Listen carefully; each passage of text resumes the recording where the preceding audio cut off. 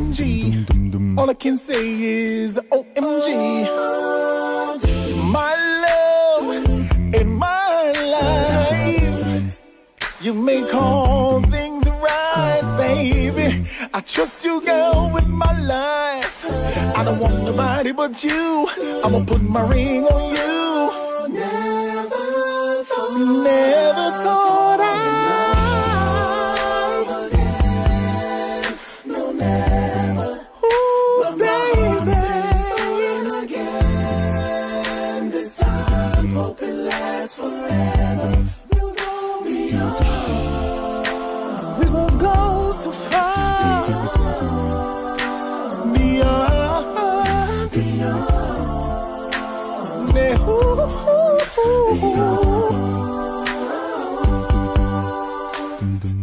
You always find what you're looking for, and you ain't looking for a thing. We ain't looking for a thing. Yeah, you'll always find what you're looking for, and you ain't looking for a thing.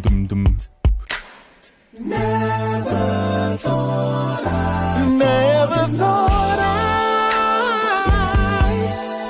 No, never. Ooh, baby. Been stolen again. This time, hope it lasts forever. You hope, baby. I hope it lasts forever, girl. I hope it lasts forever, girl. Hey, hey, hey, hey. You will go, baby. You will go, baby. Ooh, you will go, baby.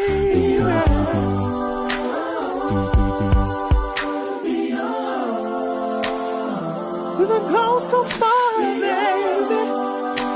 I hope it lasts forever, baby. Ooh.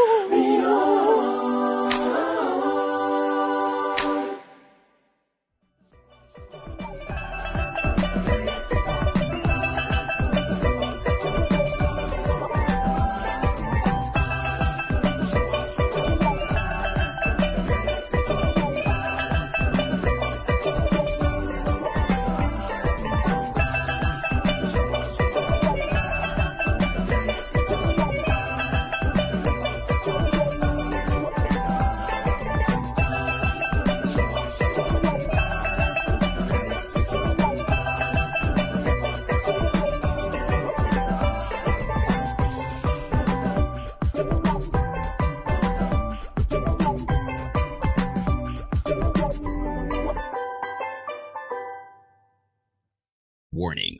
What you are about to hear goes against traditional romantic counsel expressed by friends, family, and Instagram memes and quotes. Open-mindedness is advised.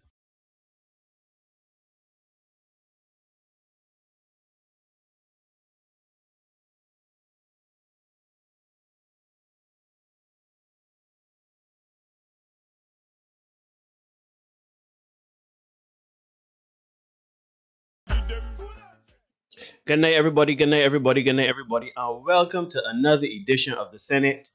I am your host, Neil Hoyt. He is your host, Derek Marshall. And together, we are your senators. So, Derek, what's the story, man? What's the good word, my neighbor? I am here, my brother. Not doing too bad. Got a little run around this evening, as you would well know. And I am here with my best investment ever. In your history of man. Yeah, this is the best thing I've ever bought in all my life. I have to say that. This is money well spent in accordance to Biggie Irie. But I am here. I'm feeling good. I am ready. What about you, man? How are things on your end? I good, I mean, everything considered, we are here. I am good. I feeling the same. I too got a run around this afternoon, and my body is in Potter. You see me here. I ain't gonna lie to you. Yeah, man. I saw you limp off. Yeah. It's rough in the giddy on my back here, killing me. It is roughness. But yeah, we here. We doing our thing, and everything going. We sticking. Why are we sticking? I don't know why we are sticking. Jennifer, good night. Kenyon, my man, Sean Ford. Jennifer's in the building. Why are we sticking? I have no idea. You know how it is trying to stop we. We got we hatters. Yeah, Uh, don't don't watch the don't want us to hatters. be great. Yeah, don't want us to be great. But so Derek, well, I try to get some sort of semblance of what's going on here. You can plug G-Syndicate and we can get a ball rolling. Yeah, man. Big up G-Syndicate all the time. All the time. The premier acapella group this side of the world. Um, Big up the man. We had a great rehearsal last night. As always. Funny once everybody is present, we get a good workout in. And we're preparing some music for something we have to do, a birthday party coming up. And we prepare for that, and also getting ready for our latest project, our latest album release. So we're working towards that, getting all this stuff right and tight. We got the men as always, Kiamal, Raiden, Mark, Brett, and Antonio. That is G Syndicate. Those are the guys. Big them all the time, man. They're sounding good and ready to crank as always. So if you got some work for the man, feel free Holla. to holla. We don't reject work at all. All right, good, Yeah. good stuff, good stuff, good stuff. No, on to what we are talking about tonight. Tonight, we are talking about well, first things first, let me set it up.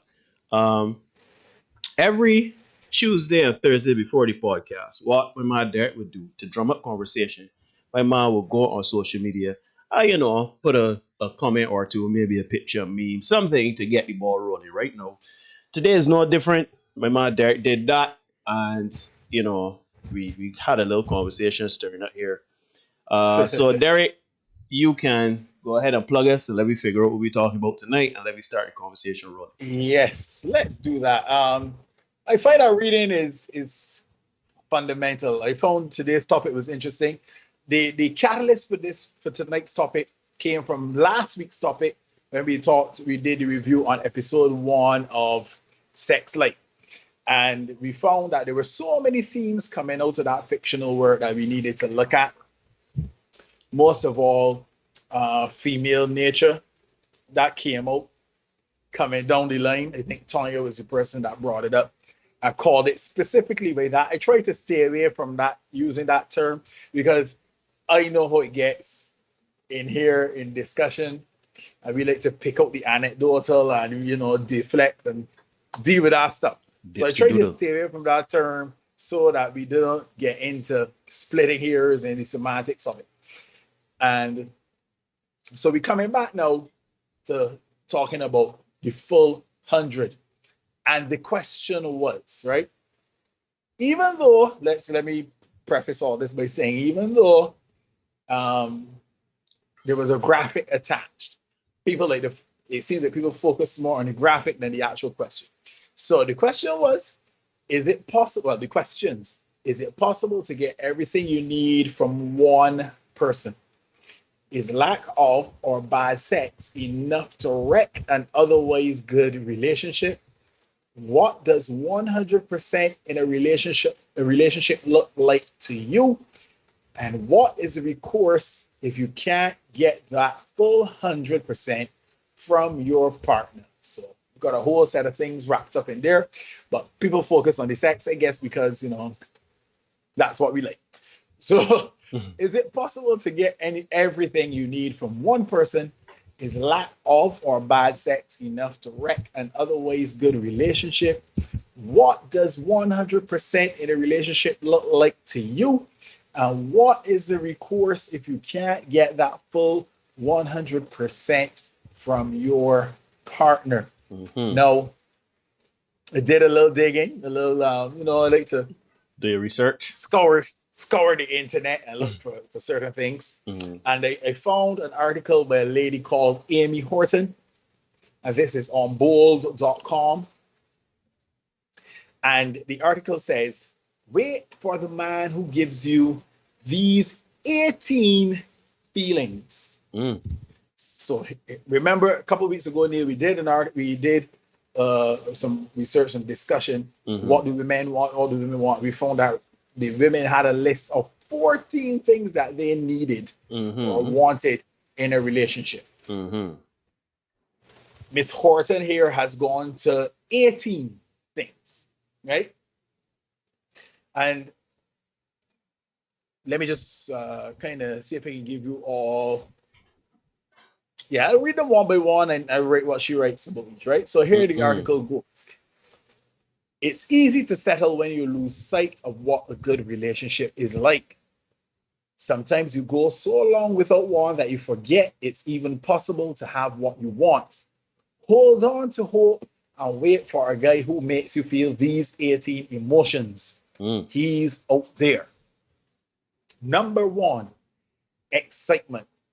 You always get butterflies in the beginning when you're seeing someone new, but the feeling fades away quickly. Hold out for the person who not only gets you excited about them, but excited about life in general for the long haul. 2, security. It may sound boring, but it's actually essential. You want to be with someone you trust, someone who you don't have to monitor or keep tabs on in order to make sure they're staying in line. Wait for the person who gives you no reason to doubt them. Positivity. Yes, your general attitude about life needs to come from a place within yourself. Still, it doesn't hurt to spend your time with someone special who enhances your joy and encourages an uplifting perspective. Enthusiasm. This person is someone you spend a great deal of time with, so might as well hold out for someone who brings a ton of enthusiasm both to you and for you. There's nothing like loving someone who is equally engaged. It perpetuates positive emotions. Safety. Another emotional that at first glance seems a bit dull, but it's actually sexy as hell. What could be more appealing than the ability to complete yourself with another human being? To be completely yourself with another human being. You want the person with whom you can lay your heart bare without fear. Solid, man. Big beard up. No fear. Amusement is perhaps the most essential element of a successful relationship. The ability to laugh together. You can get through almost anything if the two of you approach it with a shared sense of humor. Wait for the person who cracks you up beyond belief. Sounds like you want a comedian. Delight. You might not have experienced pure and utter delight with someone you've dated, but you'll know it when it happens. It's the most amazing feeling. You'll be beyond grateful that you stuck to your guns and waited for the right person. Yearning. When you're with the partner who makes your heart sing, your entire being craves their proximity. You might not even exchange words. Their presence simply calms you like nothing else. Wait for someone you intrinsically enjoy. Desire. You may think that you can't have compatibility on all levels, but you're selling yourself short. You can and you will, as long as you don't settle. You have to believe you deserve someone who makes you tingle no matter how long you're together. It's possible for your desire to grow as your relationship does. Satisfaction. This doesn't mean you're smug about your happiness. It just means you derive a deep sense of pleasure from your love. If you don't feel that way, the person you're with isn't the one for you. Keep looking. Drive. A healthy, equal partnership means that the two of you encourage, motivate, and inspire each other. You've probably been in at least one past relationship that felt more like it drained your energy than renewed it. It'll feel amazing when you find the person who elevates your game. Respect. You absolutely should never date someone you don't respect. This is non-negotiable. I agree with that. If you don't respect them, why would you be with them? But Nothing feels better than to look at someone you love and feel proud of them as an individual apart from yourself. Confidence. Stop messing around with partners who make you feel bad about yourself. You should have absolutely no doubt that your person wants you and only you. The point is to be with them, to be with someone who lifts you up and to do the same for them. Trust. Nothing feels quite as wonderful as knowing you can actually trust your partner. You're likely to value this highly because if you're anything like the rest of us, you faced your share of betrayal. Once you find trust, never let it go. Bravery. With the support of a loving partner, you're invincible. Hopefully, you have a concrete, healthy level of self-esteem to start. This love should encourage you to further spread your wings, not be the only thing holding you aloft. Daring. The partner who truly suits you should be completely willing to join you in an adventure, whatever that means to you. If you're right for each other, you'll find excitement in similar endeavors. You'll be inspired to explore above and beyond what you thought possible. Adoration. If you aren't looking at your partner with stars in your eyes, what are you even doing? You absolutely will find someone who inspires gooey feelings in your heart for the duration. You have to wait for it though, or you'll never experience its magic. Acceptance is the last one. You realize you've met your match when you want that person exactly as they are. They not only inspire you to accept them in all their imperfect glory, but they accept you. This teaches you to love yourself as well. Embrace who you are and embrace your person with the same care. Yes, that was a lot. That was a lot. That was a lot. And we're talking tonight, again, this is part 2, if you want to call it that, about the full 100, right? And that was a lot. That was a lot. And even before I launch off into the review of it, seems like it is pretty much impossible to get all of that wrapped up in one person. But this is just me. I don't know if the ladies or the fellas in chat want to convince me otherwise or suggest otherwise. I could be wrong. I have been before. I very often am. So, I could be wrong. It seems like you'd be hard pressed to find somebody who provides all of that for you. Let me just show out quickly all the people in the chat so far. I see Erica here asking what is bad sex.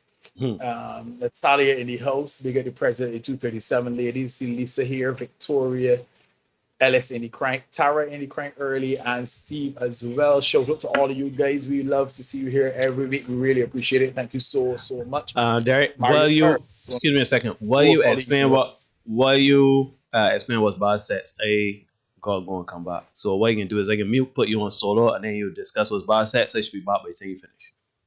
No problem. I don't know what bad sex is, but you can try your hand. Try your hand. Answer people in the chat what's bad sex. Yeah, maybe they could shed some light on it. Really not my forte to discuss what bad sex is, right? And you're asking me, Tara is asking me to share the article. I can do that for you, I believe. Hopefully that you lady, you will get the complete link. Let me see if we can just put that in the chat for you.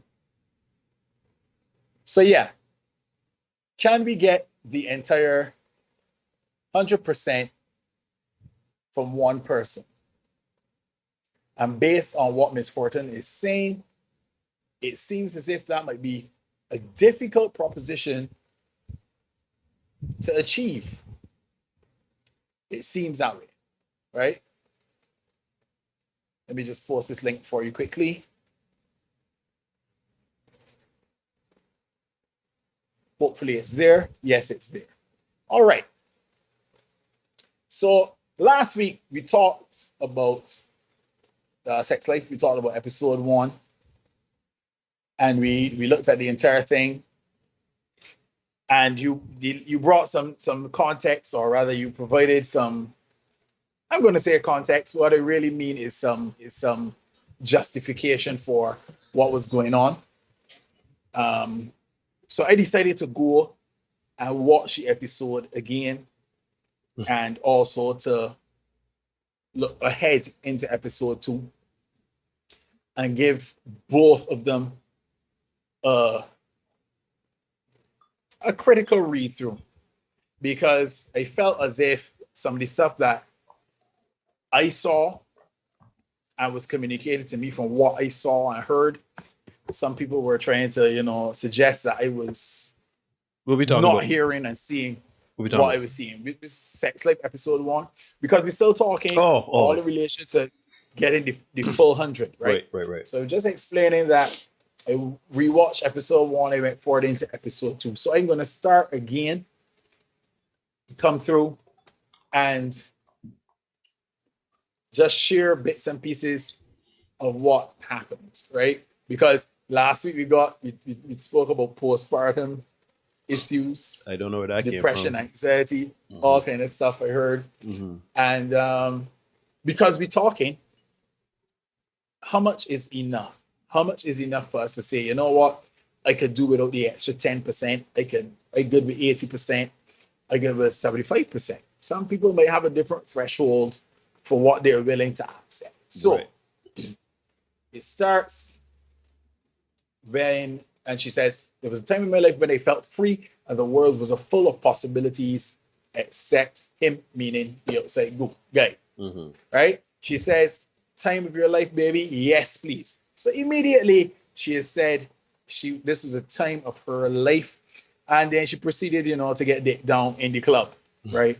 Immediately after saying that. This is her narrating it. So please consider that as she narrates this is the character's words, not mine. No. Her husband came home from work and he says he was going to mow the lawn. Now, I don't know about you. This is before the infamous sex scene where my guy does not really pay much attention. He starts watching the football game or tries to watch a football game whilst having sex, right? And it's like, everybody's like, what the hell? How do you do that? But what I had missed is that he came home from work. He did say it. Yeah, he came home from work. She was still in her nightgown.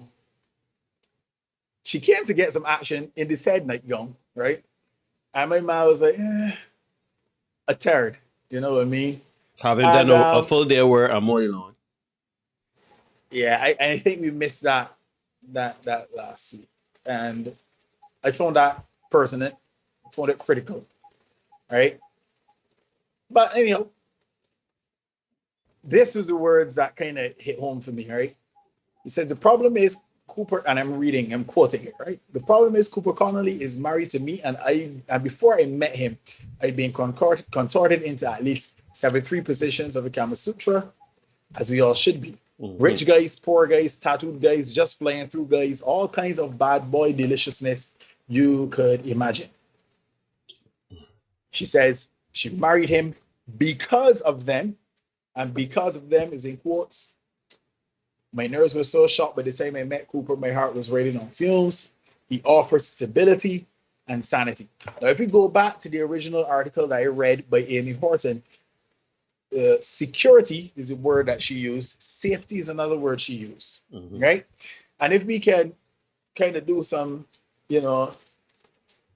similarities in terms of the words and bring out our thesaurus, we can kind of substitute those words, stability and sanity, for safety, security. 2 words that Neil truly love to use, right? For me, words. I think this guy got the shell of her, right? She says, it's like he'd been waiting for me. She goes on, I want us to live 100 years and die at the exact same moment. I want our souls to find each other on the other side as soon as possible so we can fall in love and make more babies.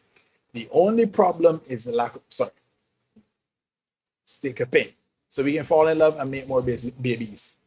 I also want him to F my brains out. So it seems here that the only problem she's having is the lack of sex, or rather sex how she likes it. Which is why we asked last week, we asking tonight, can you live without that 10, without that 15%? I ain't gonna ask you to live without 60 or 55%. Because it's like, you're going past the half. We in school, we tell you 50 is a pass, right? So if you ain't even passing, I can't ask anybody to live with that, right? Because you ask it, we on this channel, we always ask you to be the best version of yourself, to look for the best version of yourself, right? And, you know, I don't know. Could you make allowances for that? Could you say, you know what?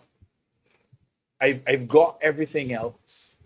Can I live without this 15% in this character's case? Cat Williams, he does a skit where he says, you know, women, sometimes you got a good man and you got 98% of everything, but you give it up for 2% because the 2% is him cheating. And that 2%, as he said, is a big 2%. So, but they're really 2%. How much of it? Really as much as 2%, right? And how much are you prepared to say, you know what? I don't have this. And yes, this is important. I'm not saying that it's not important, but everything else is there. I have so much more. Are you willing to say, you know what? I got this. I can live with this. I could make do with whatever representation of this 15% it is, because that might be his 15%. His 15% is less than. Right. His 15% is not really the 15% you want, right? So let me keep going through. He apologized. He said it was terrible, the whole sex situation. And I want you to consider, right? This guy is working to provide on a level that allows her to be a stay-at-home mom. Really consider this. You got a house in the burbs, 2 kids, can afford a nanny. You know what I mean? And because he's working on a level, he's tired and he's unable to perform because apparently, according to the ladies last week, it seems he had some trouble either getting or maintaining an erection. And yeah, he was. That didn't seem to be a problem with me. I didn't see that as a... Anyhow. Yeah. But anyway, let me keep going forward. So after that episode, she goes outside, she calls her friend, Sasha, who, upon hearing that she couldn't sleep, promptly asks her if her husband ever choked her and tells her she needs to be choked. Cooper need to be choking. And I was like, okay, that's an interesting solution. And I found it interesting that she didn't even, that was her go-to solution. You know what I mean? This next part, during the conversation, right?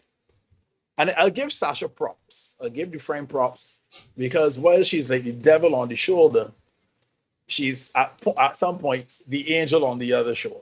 So it's a real odd dynamic because she immediately asks her if she's ever been choked by the husband. Right? And my immediate thought was, Lord have mercy, ladies, watch your friends circle. Watch the friends that you keep. Or guys, watch your ladies' friend circle. And then Billy, the character, says, I feel like a watered down wife mom version of me. Let me say that again. I feel like a watered down wife mom version of me. Now that's important, Neil. And I say this to the gentleman in the chat. If you are in a situation where you are in a long-term relationship, marriage with your significant other, you need to find a way to give that woman some time to be a woman.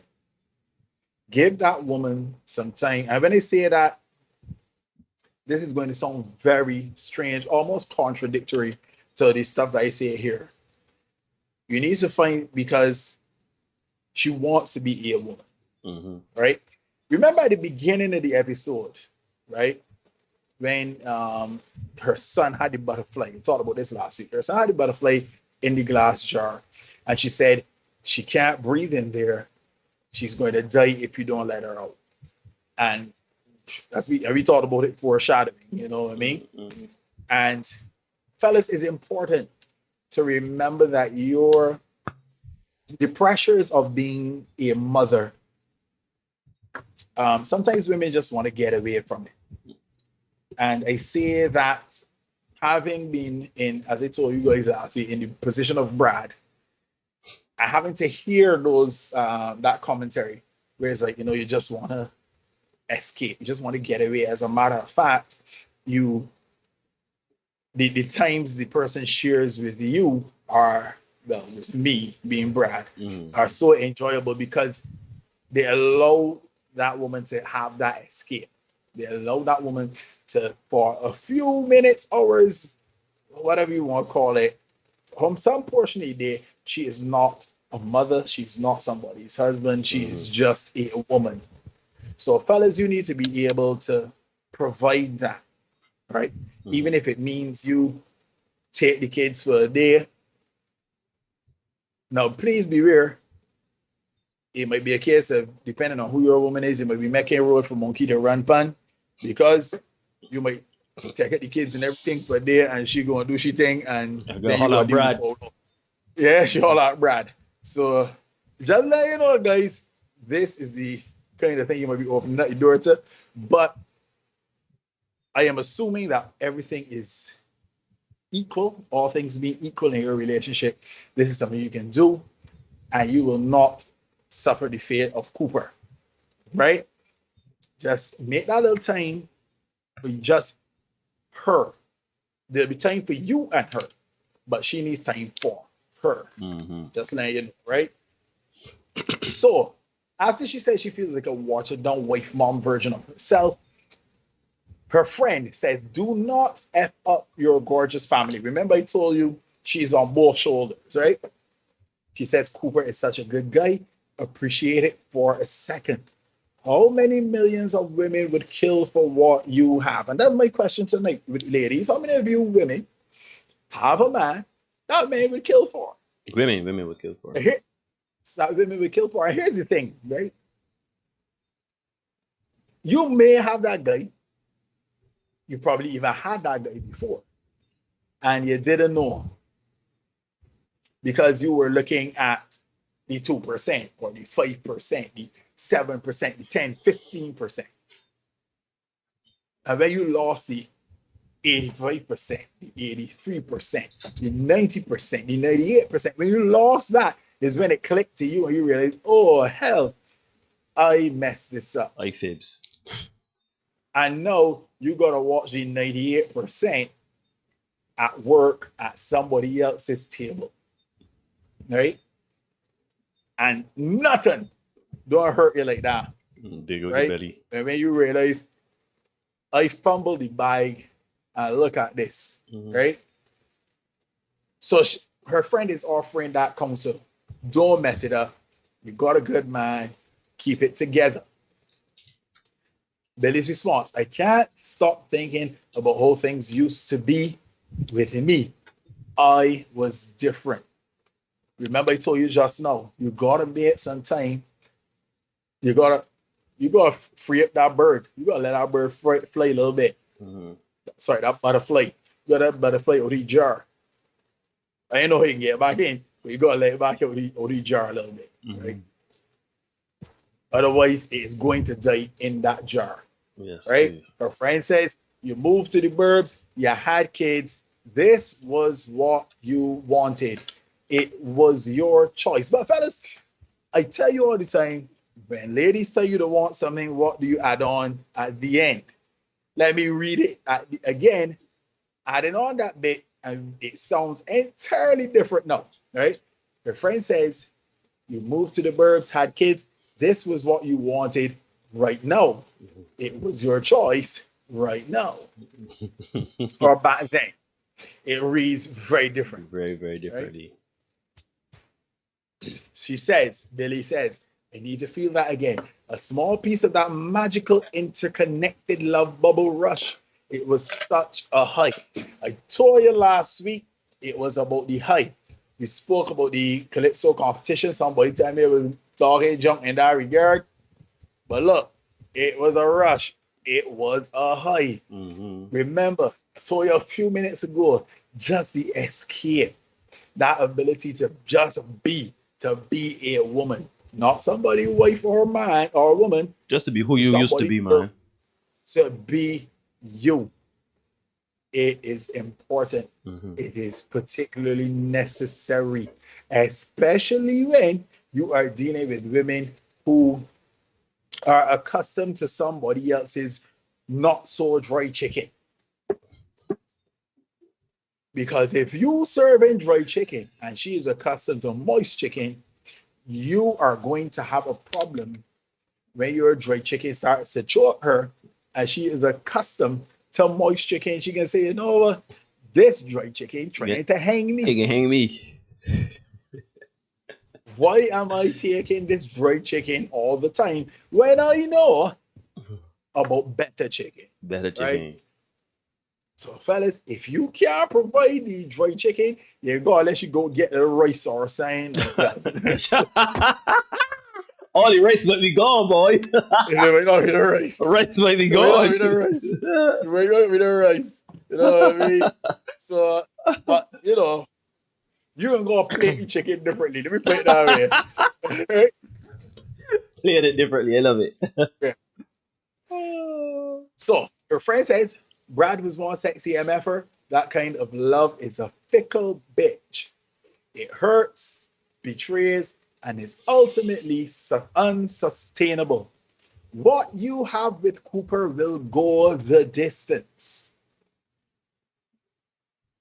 How many of us get a little too caught up in terms of running that short distance, that 50 meter, that 60 or 80 meter, 40 that yard. 100 meters? Huh? I said the 40. The 40, as opposed to looking, you know what? There's a marathon. There's a 5 or 10K. But because the 5 or 10K requires so much more commitment, stick-to-itiveness, Hey. we like, you know what? Frick this here. Let me just run this 100 and done with that. Hey. You know what I mean? No.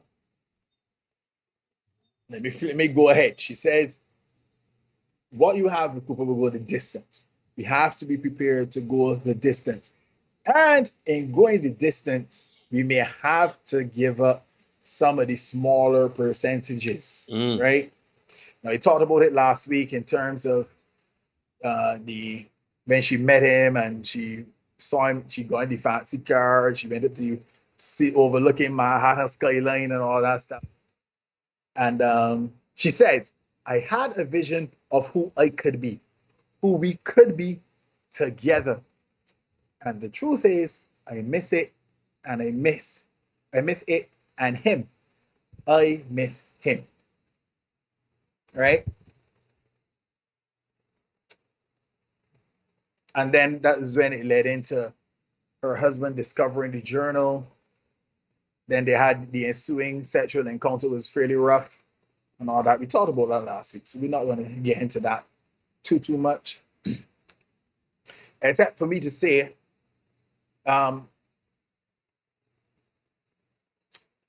fellas, you have to. I'll leave that for the last bit, right? Let me just nip out here, dive into the chat, and see what's going on. Let me backtrack a little bit. See Nika in the chat. Good night to you. Fergie in the chat. Good night to Fergie. Nicole in the chat. Good night to you. Good night to you as well. Omar says you're going to have a problem regardless because freeing her up is the same thing. Well, again, as I said, I hope it's not a matter of making road for monkey to run pan. Hopefully, Victoria says Rome was not built in a day. Indeed, it was not.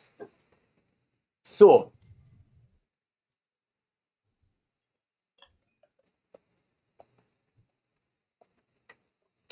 let me crack on and let me go on to episode 2.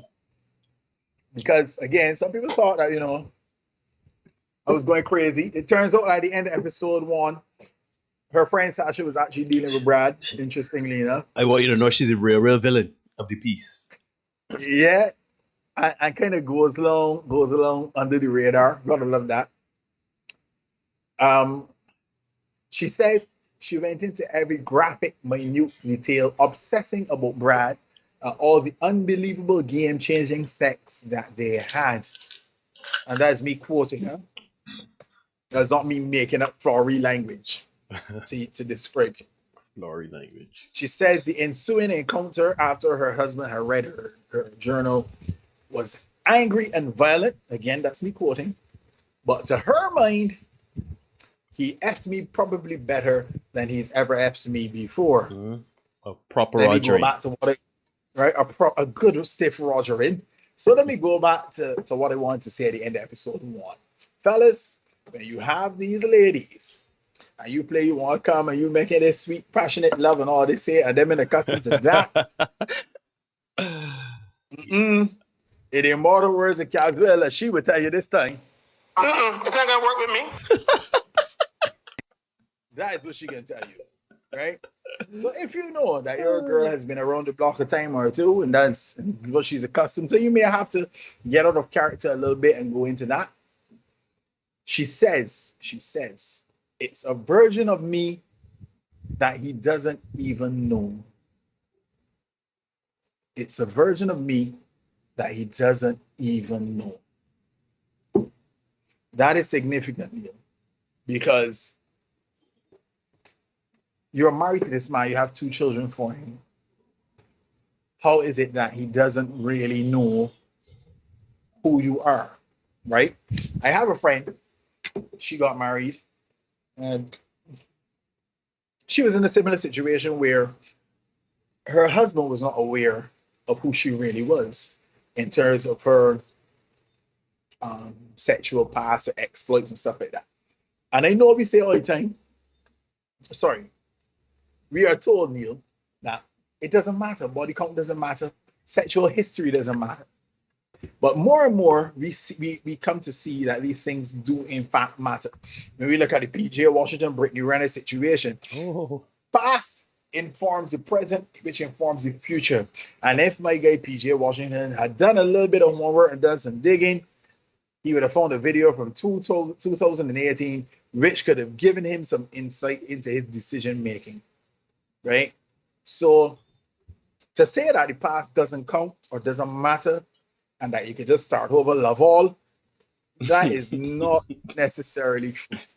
And we need to face facts, fellas. You need to face facts. That is not true. Ladies, you need to face facts. It does matter. I have a very good friend who will tell you all the time there's some people she doesn't count because she doesn't want her count going in the ear. Simple. Well, then my good friend. I won't call her a name. And they got some people that's retrace the steps just so they don't add to the body count. So they don't add. So if they know they got somebody that, he cool and that was a good time, they can go back there and they get a little fix up until, right? Cool. I am going through this process. I know some of you might be wondering, what does this have to do with the full 100? But this has everything to do with the full 100 because this lady has admitted time and again that her husband is perfect. Ma look good, ma rip up, ma make him money. Yeah. The man is doting. The only thing he's providing, as you see, he's doting. The only thing missing here, Neil, is the angry and violent, and those are her words, not mine. The angry and violent sex that she is accustomed to. That moist chicken. She accustomed to that moist chicken. She might jump up. No. Let me go into a little bit of coaching here with the fellas, right? She says, it was my choice this life and it was a good one. I can still feel the release of leaving the city, all that heartbreak. This is the line. Cooper was my life raft, even if he never knew it. Let me read that again. Cooper was my life raft, even if he never knew it. This is her life raft, Neil, by her own admission. This man is her life raft. And here it is. She is willing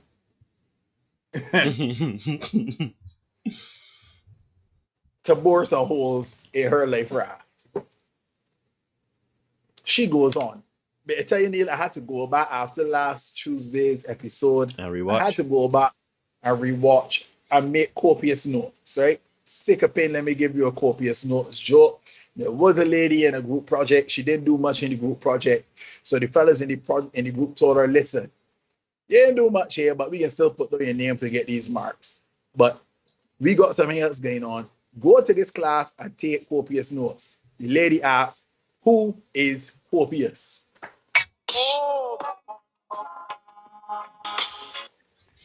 So yeah, who is copious, right? So let me come back to this. Copious pilot. Yo, copious pilot. From the very first moment, he just felt like home. This guy is providing all the safety and security that Amy Horton talked about in the very first article. And this is where things got hairy for me. First date, he tells her about his weekend house and how difficult it would be to start a family living in the city. First date. So this guy is dating with intention. Uber intention. Sheesh. Yeah, I sees you, I likes you, I wants you. He is ready to go forward. Fellas, having done this, now this is the Cooper version of me, having done this before, this is usually a bad move. What, to take the woman at your house? Usually, no, to be. Oh, you mean to be? Oh, I get what you mean. To be that invested that so early on. Yeah, I get what you mean. Yeah. It's usually a bad investment because you set up an expectation that you. I mean, yeah, that's a recipe. I don't know. I mean, not only that, Neil. It is he makes himself an easy mark for want of a better term. Yeah. Right. He took her to the house and everything, cooked her dinner and all that. She knew, as she said, that this was her life raft. He was the release, leaving her heartbreak, all the fellas she ran through or who ran through her. She left all that back in the city. She moved out to the suburbs, right? She says there wasn't ever another shoe to drop with Cooper. He's a one shoe kind of guy. What you see is what you get. He ran into her next. While they were on the first date, she thought that would have been the first shoe, and that was her response. There wasn't ever another shoe. She says, this is what she said, because Neil, somebody in the chat said last week that we were making it seem like if this lady was, a little bit loose. And like we didn't see the montage. Yeah, so somebody was saying that we were making her sound like, well, the words that they used were that we were making her sound like a whore. And I didn't want to do that at all. I never wanted it to be said that I was making her sound like a whore. So I got her own words for you so that she can tell you for herself that that's what she was. So she says, that's the kind of girl who gets to marry a guy like Cooper. This is referring to his ex. She's bright, cheerful. She says, if she'd hoard through half of Manhattan like I had, let me read that again. If she'd hoard through half of Manhattan like I had, she certainly wasn't letting anyone know about it. I'm going to read that again. If she'd hoard through half of Manhattan like I had, she certainly wasn't letting anyone know about it. This is why, fellas, you need to do your due diligence. If you got to spend some money, because he's that invested, he got that change. If you got to spend some money to get PA to do a little following and digging up, do that. Brother man, I'll be honest. If I because I can do my due diligence myself. If I gotta hire somebody to do it for me, because I can't on my own find saying, it worth all that. I ain't know about you.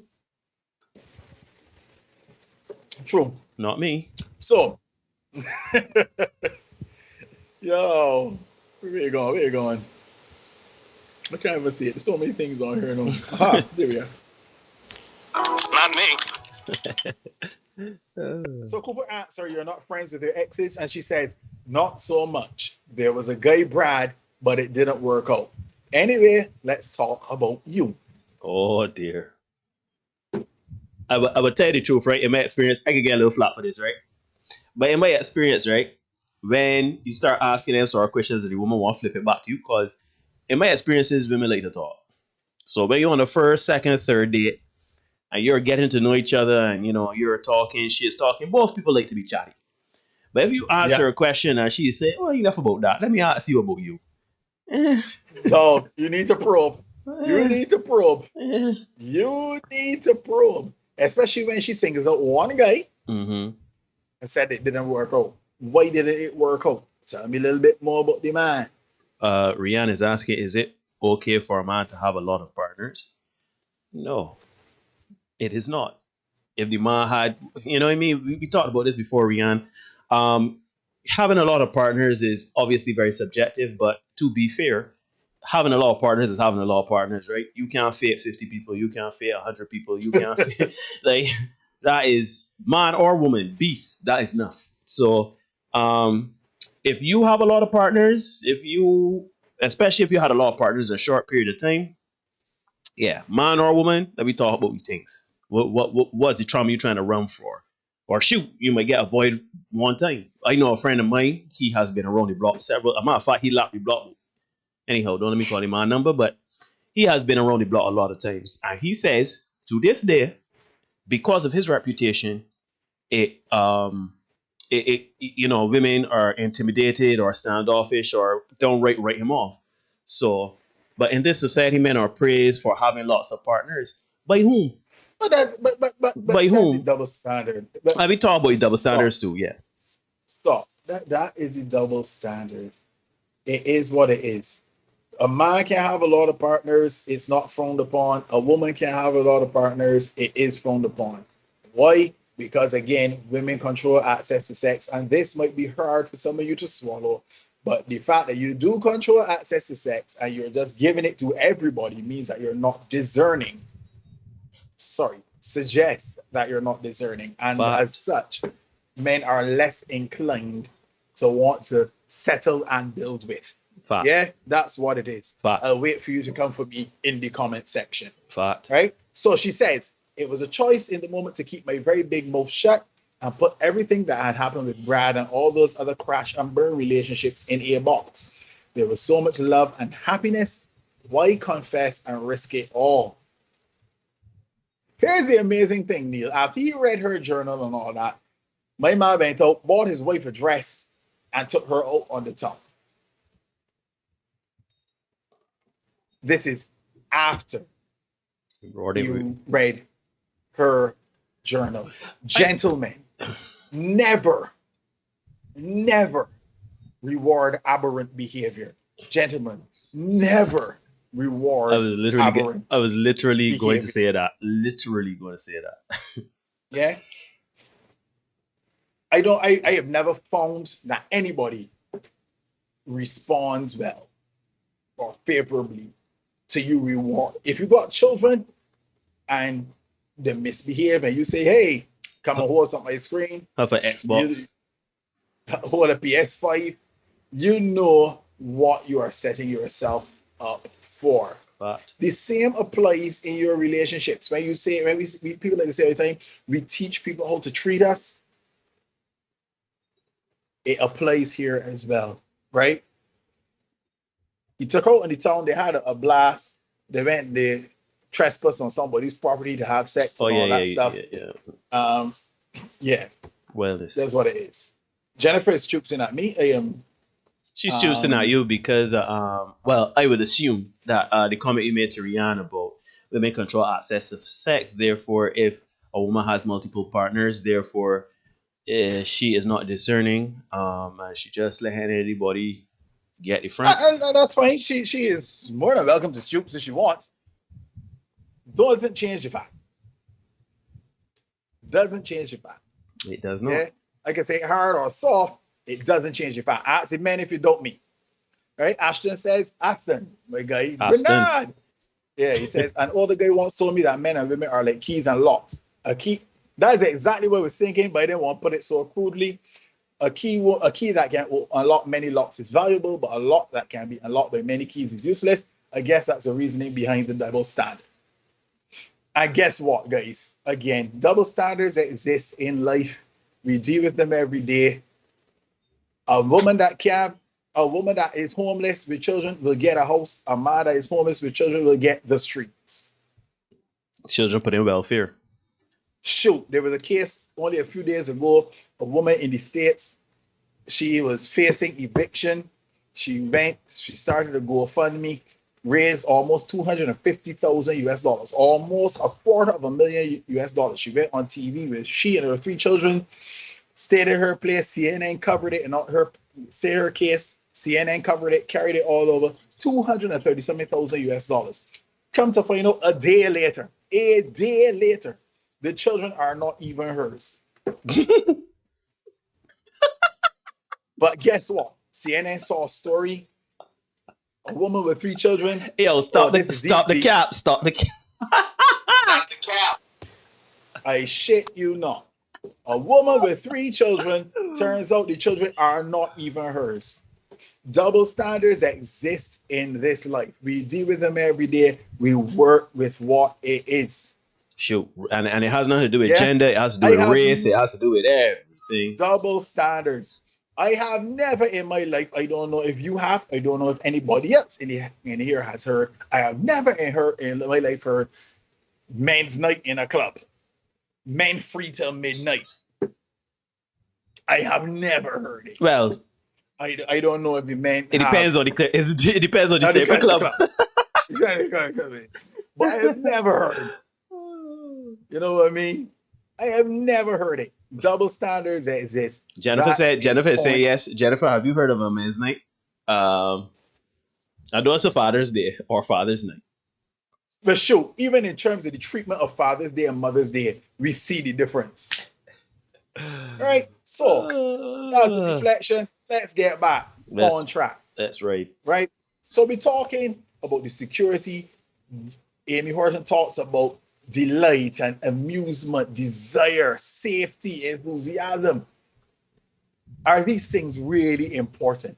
Do you need to have this? It could deal with respect, it could deal with trust, daring, it could deal with those things, but something like amusement.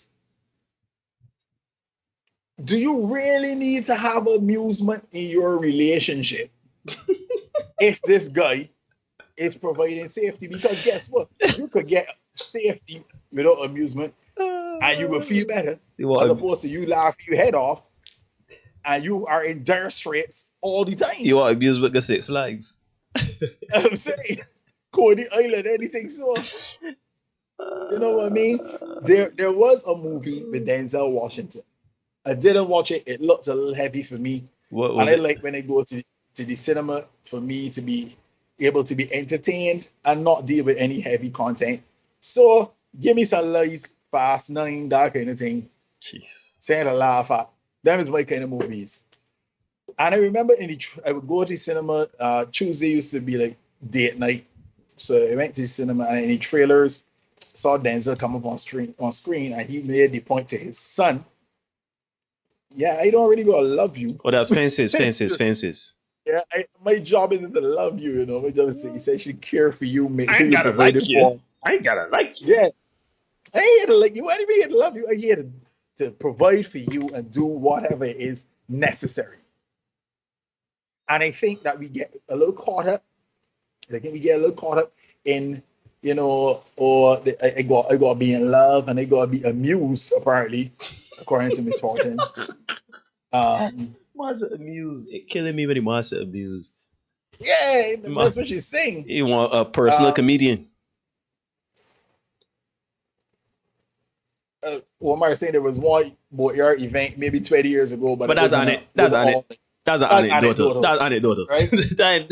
right? But generally every weekend when we used to party prior to the Rona, yeah, girls free to midnight was standard, right?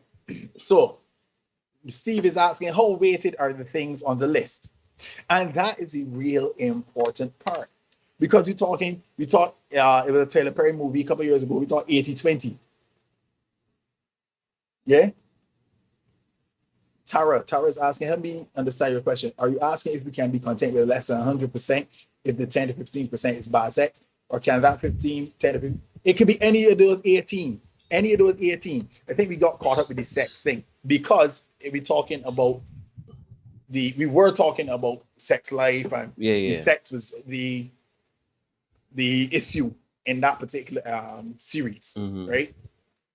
But sex is way more than 10 to 15%, it would seem. Yeah, right? well, But it could be any of those things. As Steve is asking, how are the things weighted? No. I am glad Steve Go ahead, brought. brother. I glad Steve brought that up, right? Because this is, I read the question and I actually had a spirited conversation with a very close person to me today, and here's the thing, right? We have a checklist, right? We have in our heads, every man, every woman, every boy, and every girl has the idea of a perfect person. What they look like, how they behave, how they treat us, how kind they are, everything, how they give, whatever, sex, whatever, everything, right? Now, there are things within that list, in that checklist, that are necessary.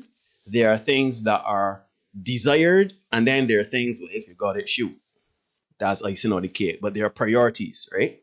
Now, for me, how I see it is that when somebody comes to you, they are giving you 100% of them. Whether it is true, whether it is true them, not true them, what they are giving you, what they are telling you within the getting to know you phase of a relationship is who they are, what they are bringing, right? And obviously, as the relationship goes, they may open up a bit more. But as it goes, you have to accept that that is 100% for them. You have to accept them for what they bring. So, if they meet your fundamentals and you're cool with the things that they fall short, the things that they don't have, and you're cool without them, you're cool. You say, well, all right, shoot, this woman ain't got big breasts. That's 5%. But I can live without the 5%. But she got everything else. Then you keep it pushing, right? And eventually, you get to a point where you start to check off or cross out things on the list. And if you get to the point of marriage, then you don't need boxes anymore. You just go to the evaluation stage and keep checking your relationship and making sure that your marriage is sound and solid. But I think we run into the trap of our expectations and our desires, where we have in our mind our perfect person, and we accept people for what they are, what they bring. And we say, all right, you know what, then a problem, whatever. But as soon as, let's say, other people talk, or you start to listen to certain things, or you start to think about, oh, I'm missing this, or just like Billy, you reminiscing about something from your past, you then question everything else. But what we need to do is and this is for men and women, I think we need to understand that when someone comes to us and you've accepted this person and you've moved into a relationship, then what the person does not bring to the relationship, you have acknowledged by signaling that you want to be in a relationship with this person, that they're not going to bring that. That's it. You are comfortable with what they bring. They're bringing it to you 100%. If I dating somebody, I bring 100%. If you want a man to choke and S&M and tie you up and all that, I can let you know straight. That ain't me. If you say, well, all right, I want to be your girlfriend, and they say, I want you to be my girlfriend, we go forward, you can't come years later and tell me, this ain't working because you want a man to choke me. You know what I'm saying? that I ain't working with that, right? So, but that's the thing, Neil. I think we need to determine up front what our deal breakers are. We need to know that up front. I think we need to weigh them properly. Yes, sir. Or rate them properly, as Steve is asking.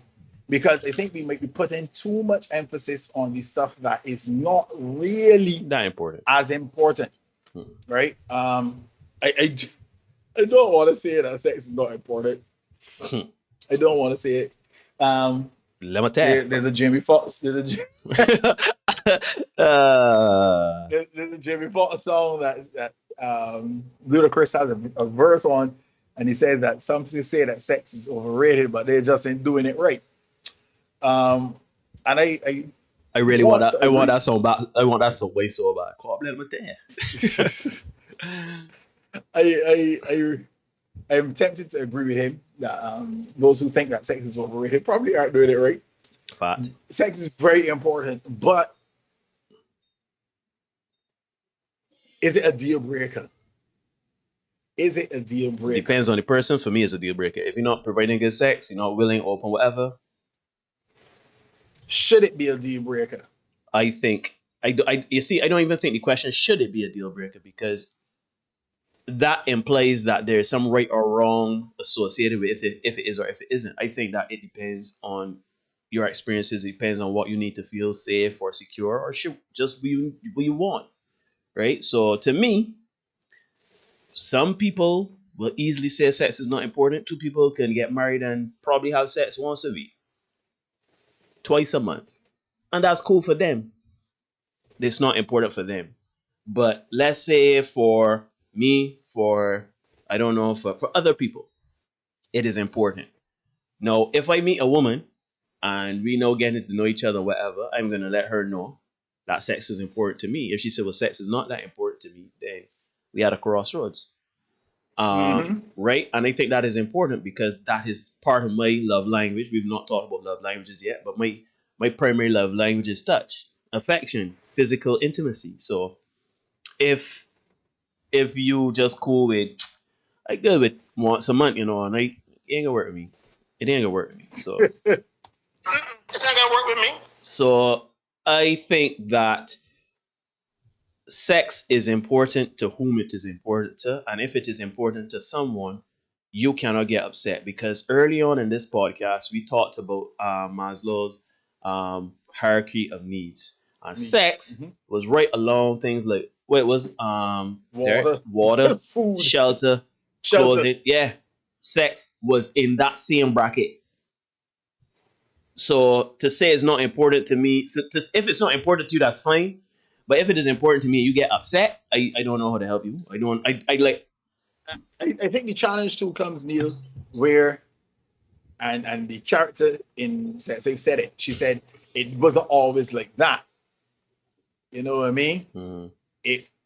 It starts one way, and then as you get into the routine of life, it kind of dwindles down to that once a month life, which are things men in particular, are not particularly happy with.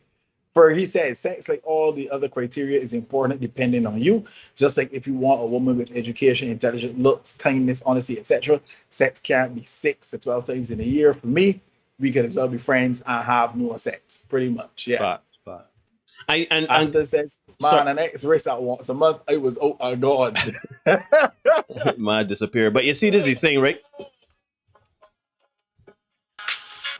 But here's the thing, right? Don't let us get confused, because we're talking as two men, but women too. Sex is very important to them. Some of the women out there, if you in bringing whatever you bringing, and you in doing whatever you're doing, I know a friend of mine one time told me, I don't even know if it was this, because y'all can tell me I'm capping, but a woman tell me one time she has a friend. No, a woman told me she has a friend. If you're not doing anal, don't even come. Don't even call her. Don't even, if you're not doing anal, straight up. Don't even bother adding she to WhatsApp. Don't get she DMs. That's a prerequisite. Like a good girl. Sensational.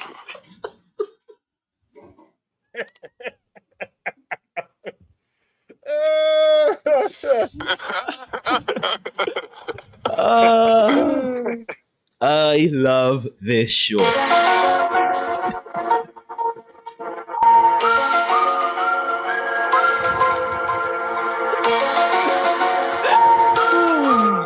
woman is an anomaly.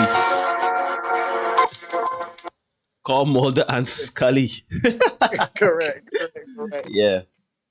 But yeah, man, I mean, and don't get me wrong, if that is her prerequisite, and she tells men that too, I don't want it to feel like I hear this. And there's nothing wrong with There's that. nothing wrong with that. Nothing wrong with that. You Say won't- up front, look, this is way late. If you're about it, don't even bother. Oh, Yeah. Because no, you gotta get out of character to do to do these things. something. Yeah. To please her. And guess what? If you're not gonna please her, there's gonna be a Brad that is willing to do it. You know what I mean? So, Derek Bradford Hoyt. I mean, Marshall. Derek Bradford Marshall. Bradford. I like it. Yeah.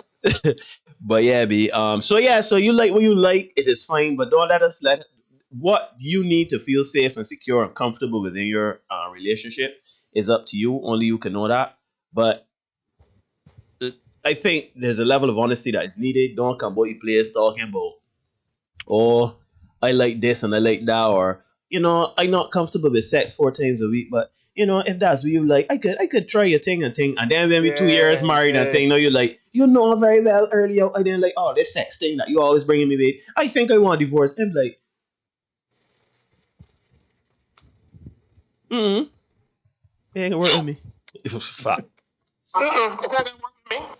Yeah, so I think what needs to happen is that, I think, wrapping up what I'm saying, is that people need to understand that people cannot be everything to you. I think once you accept that the person cannot be everything to you, you have a checklist. Take a pen here. I gotta duck up a little bit again, mute myself here a little bit. All right, let me. I go off camera as well. Yeah, again. All right, cool. Right.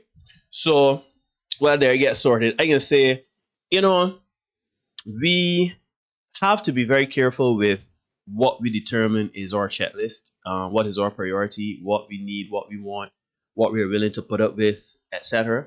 And we have to be brutally honest with ourselves and, by extension, the person that we are seeking to date. Because if the person is checking all of your fundamentals and the person is checking most of your desired and kind of sort of checking most of the things that are not necessarily that are deal breakers, not deal breakers, sorry, then you gotta be comfortable with that.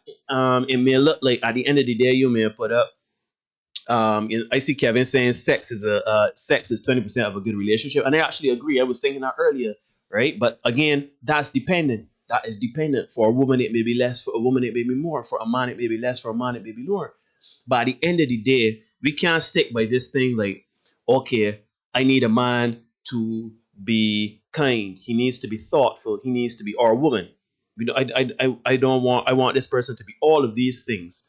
And then I want them to be this particular looking. And I need this woman to also be very great in bed and match my ambition and my drive. And like, at the end of the day, if you keep that stringent, looking for 100% perfection, or what are you looking for? Are you looking for somebody that is not gonna ever? That person is on a pedestal. If you find that person, they're gonna have to be that every day. The person I was talking with today, because we gotta understand that the more and more you get closer with the person in a relationship, this is going forward, and every day is a challenge or not. Every day, you may have great days. You may not have great days. I had a conversation with a couple. They've been together for 46 years. And I had a very honest and open conversation with them. And they said quite frank, at some points, you don't like your person. Some points, better roses. Sometimes you're unhappy. Sometimes you're miserable. But at the end of the day, you have made a commitment and the person is not crossing any lines. Yes, you're going to be unhappy. Yes, you're going to be miserable. But once the person is not making you unhappy and miserable and crossing lines, then why are you so quick to leave? Why are you so quick? Why are you not having the conversation? Right? Conversation is very important. Or you've made the decision where you're willing to let go and move on from. In every conversation, you gotta have to argument. In everything that you gotta need to be right about. Sometimes your partner might need to be right, and you say, let she have that one, or let he have that one. Ain't that important? You understand? But we can't keep looking for this 100%. It does not and cannot work. It's unhealthy to expect someone to not only give you what you think is 100%, because a person could be giving you 100%, but not matching your 100%. And then you have to also consider that the person cannot be your everything. A person cannot be your everything. A person, shoot, for me at this age, I want a woman to be kind, feminine, considerate. I don't need a contention. I don't need a person to match my energy. I don't need somebody to constantly argue with. I need ease and great sex. Yeah, somebody that will, somebody that will take care of me. There, you still muted thing, but somebody that would take care of me emotionally. Somebody that I could feel safe to be around, ease with being around, whatever. I ain't saying that I can say that this person my therapist or whatever, because I got a therapist for that. I ain't gonna say that this person can be my drinking buddy, because I got drinking buddies. This person is not gonna be somebody I play video games with, not necessarily. If they have that, that's great. If not, it's cool. But I want a woman to be feminine, allow me to be masculine, knows when to lead and when to submit, understands that it is a process, understand that there needs to be a level of patience, understanding, and kindness. You understand? Grace and great sex. Not letting that go, are you? No. Great sex is paramount. And if you find, and the thing is, if you find all that, somebody that you find, and physically, somebody that you can look upon and say, yeah, boy, yeah, my dad again up for this here. You know what I'm saying? Look a little attractive to you. Like, if I, in my mind, I got the perfect woman. Eva Mendes. That is kind, considerate. A woman that look like Eva Mendes, that kind, considerate, passionate, willing to submit, bring my feminine energy. But you think I can stick both here and wait both for Eva Mendes? You feel like I'm wait both for a woman that look like Eva Mendes? You feel like I can say, boy, there's this nice, kind woman. She's pretty. She's attractive. She ain't Eva Mendes, though. I need that 100%. Hell no. And that's the thing, Neil. I think that was the real part that struck me. Hold on a minute. Miss Horton. Sorry, Derek. Pause. Jennifer, your great sex and theirs may be different, so what thing? We all know it's great sex.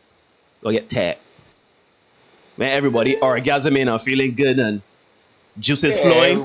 That is nice great sex. That's a nice time. So don't let me make it seem like, oh, my great sex is you're not great sex. And unless you're talking about certain particulars like choking and anal and whips and chains. Yeah. So anyhow, sorry. Tara quoting me, never reward aberrant behavior.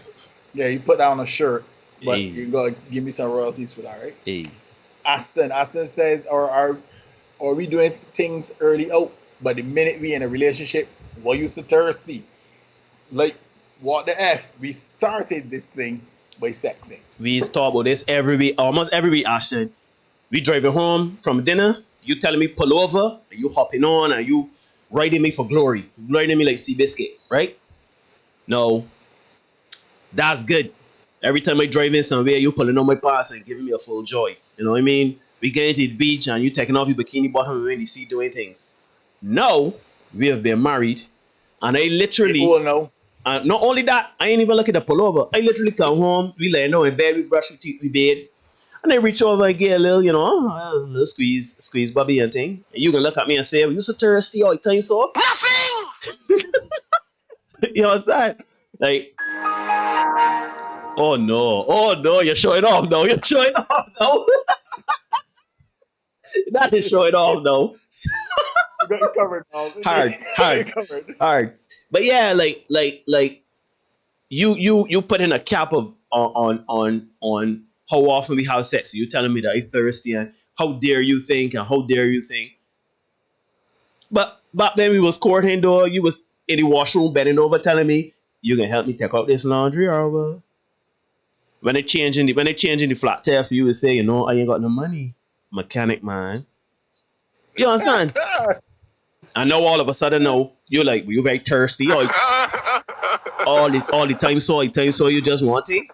No, not all the time. So me and have.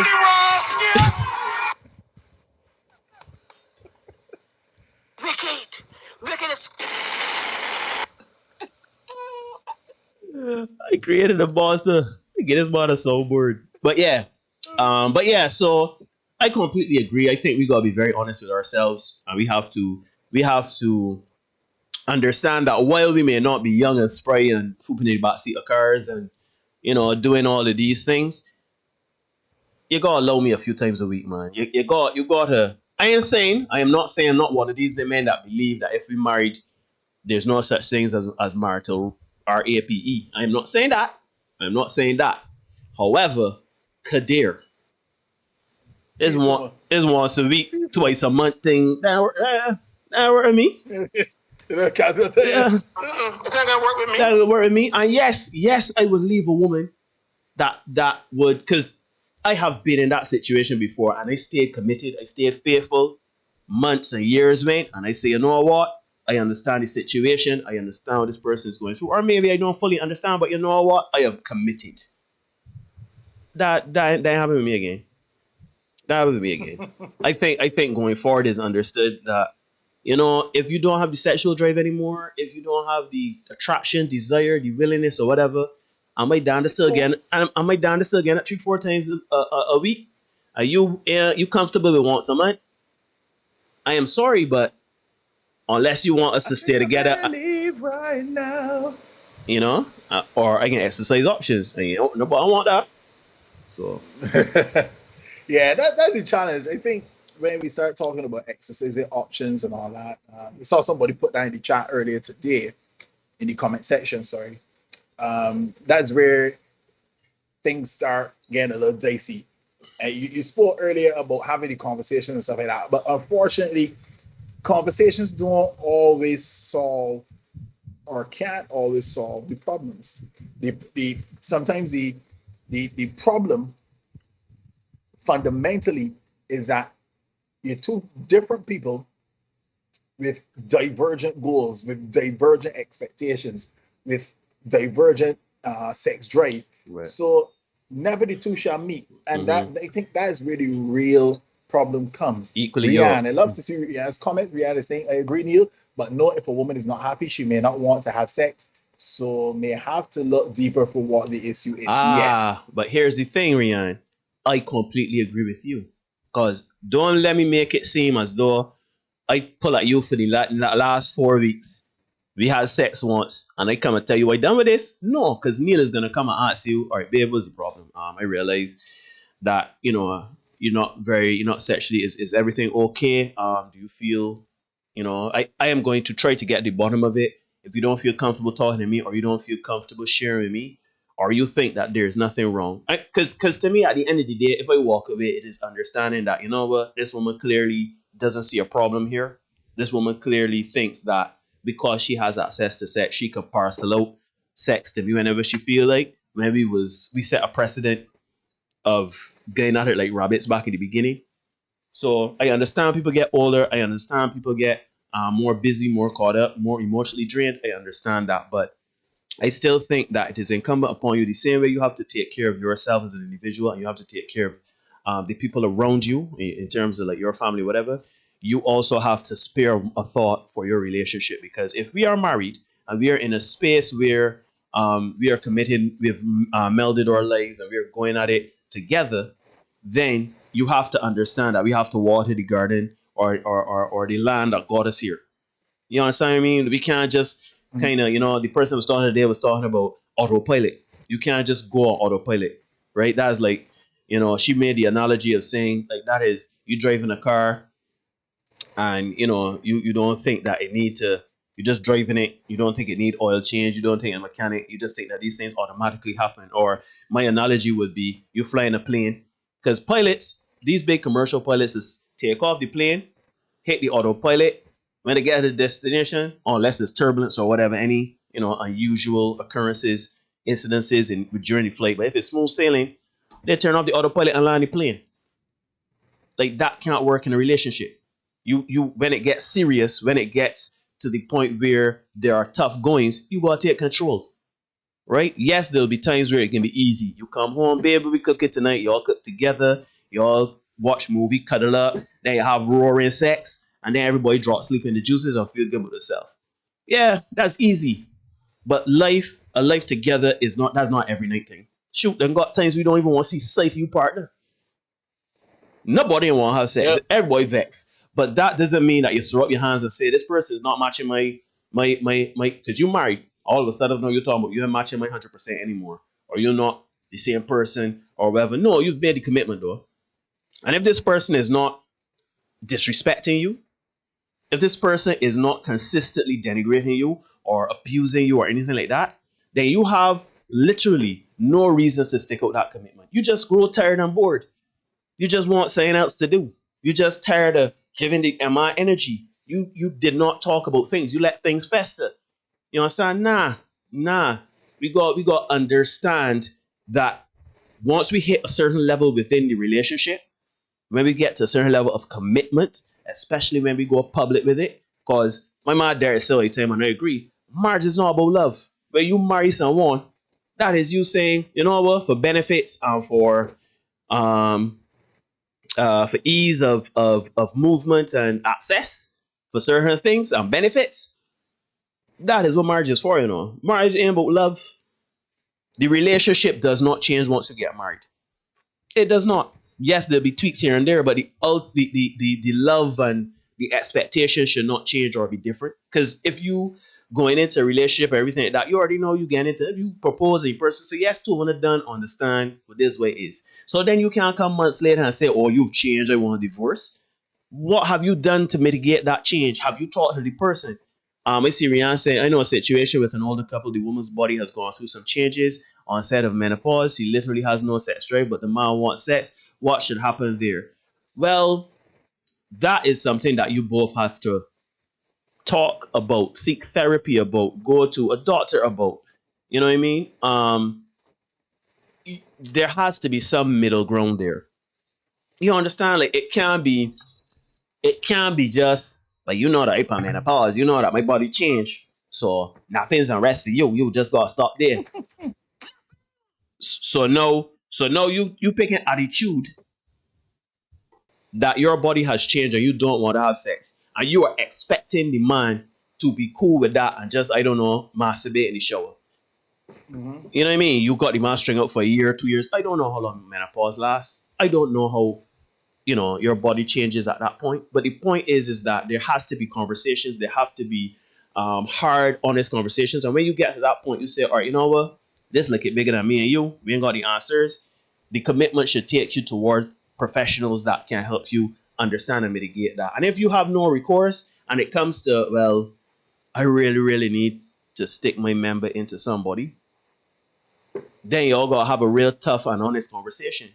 But it can't be like, well, just shut it down, man. Just shut it down. Jeez, don't make any sense fighting up with that, because as you're saying, it's frustration on both sides. I want to say it. Yeah, I'm going to say it's both frustration on both sides, because he's not getting what he wants. She is going through her own set of changes and stuff like that. She has her own issues going on. It's going to be frustrating on both sides. Why somebody said it earlier. Tara says different people want or value different things. The thing is to find someone who shares the same values, and we need to recognize and acknowledge, right, people, that situations change, people change, right? Rihanna is saying this person, her body went through some changes and stuff like that. People change, right? People change. And as Neil is saying, you've already gone through the process of your own discussions and stuff like that. You have the professionals deal with it. Sometimes there's no recourse other than to, you know, call it quits, leave amicably. But I think what happens is we get so caught up in terms of the investments that we would have made in terms of time, money, effort, attention, time. We get caught up in our investment over the period of time that we've been in the relationship. And I said, I don't want to give up on all that. I don't want to give up on all that. So I was thinking it out. A lot of times we got assets, property, for example. People don't want to say, all right, I'm going from here. Just I'm moving out. This house is mine. Put money in this house. I put money in this, right? You can pay me out, I can pay you out. Who paying who? You want me out, get me out, that kind of thing, you know what I mean? Mad, big up Mad, Eric Lewis and all them guys. No. I will burn down the house and go in there, Street and drink till they fall down drunk, right? She want half of the house. That's Rudolphus? Yes, Rudolphus. All right, hold on a minute, Rihanna. Yeah. Hold on. Let me address Rihanna and Jennifer here. Jennifer says Neil doesn't believe that you have to stay because you're married. Hold on a minute.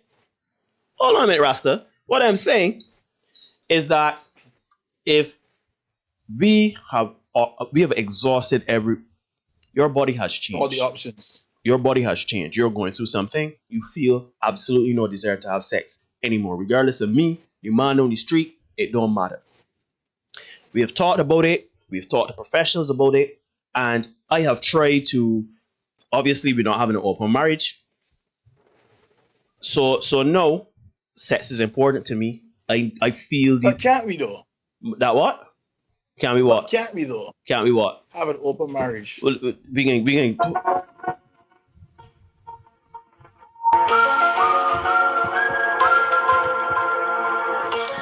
Because I feel like if why can't that be an option? I can get there. Let me crawl first before you walk.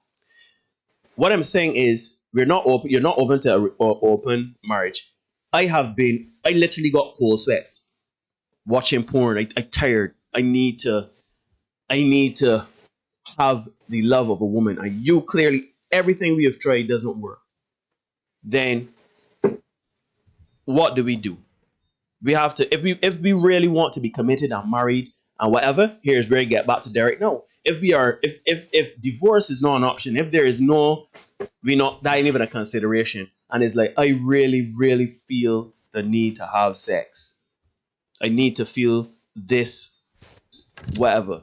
Then why not consider an open marriage? Because I see people saying, well, Rihanna is saying, but leave your wife when her body is going through physical changes. Look at Aston's response though. Nobody wants to feel like they wasted their time on money. Women don't leave men if they can't provide.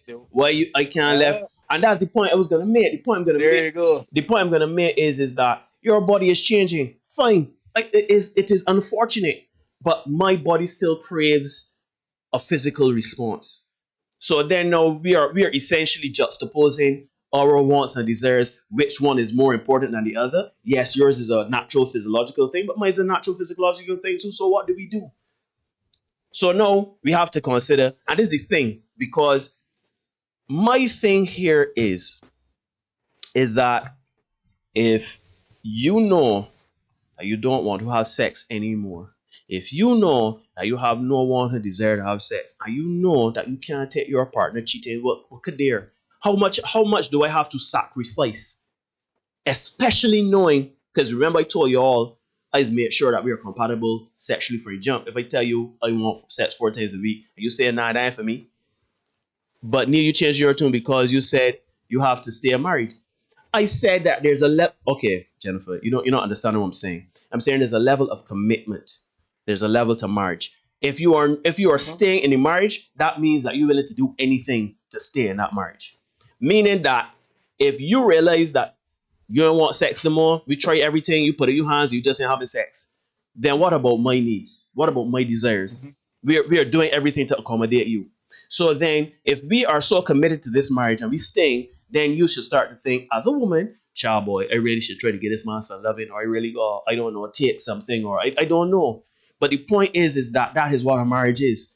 And I'm saying if there is no other recourse, if there is nothing else that you're willing to do, you're willing to take nothing. Every time I touch you, you don't want me to touch you. You don't want me to have an open relationship. You want nothing. So I can't touch you. I can't, whatever. Just read a dirty magazine and feel good about yourself. And you know me. This ain't me now all of a sudden come telling you I want sex. This is for a time at the 20. We was courting. You know Neil Hoyt was body action. We get married. We got 4 children. They're going off to college now. We the making time for the sex. But now your body has changed now. I must sacrifice something that is a fundamental part of me. That because it's not only a mental thing, it's a physical thing too. So then was that commitment for better or worse, sickness or health, death do us part. Fine. Please, let me just touch on that. I spoke about it either last week or week before, where this was coming out of Mark's wedding. Big up my guy Oh Mark. dear. And the priest is very clear to say it. The vows do not say or. They say for better, for worse, right. sickness and health. Right? Good. Yeah. So let me continue here, Derek. So Rian and Jennifer, commitment for better or worse, sickness and health, death do us part. What are you willing to do what are you willing to do to make sure and to ensure that I am comfortable and at ease in this relationship, in our marriage? Because we ain't laughing, we ain't divorcing, but you have drawn the line in the sand and say, call it commitment, commitment or commitment not, you're getting none. You shall not pass. So then what? So then I am committed by staying. I am committed by understanding your play. All I'm asking is that you throw some my way every now and then. You ain't want nothing. So where's the commitment in that? What about my needs and my desires? And that is the problem. I'm not telling anybody to leave. I'm saying to be committed. I'm saying better and worse, death do us part. Sickness and health. But you see. No, check it, Neil. I don't want to lose my comment to this, in particular to Rian's comment, because Rian said the comment about leaving your wife, even though she's going through physical change. She can't help it. Good. So let me take y'all back some 400 years, right? There was a woman. She's agreed, called Rian. Agreed.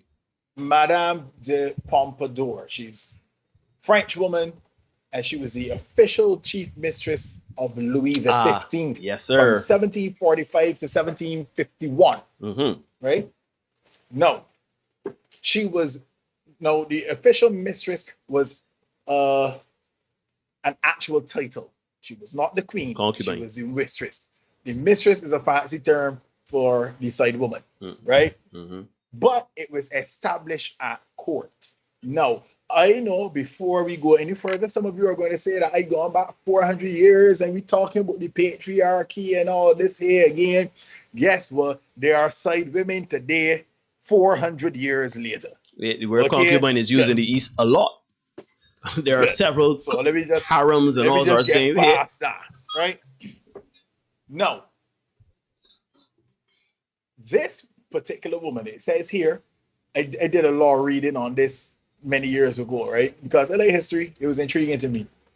It says she took charge of the king's schedule and was a valued aide and advisor despite her frail health and many political enemies.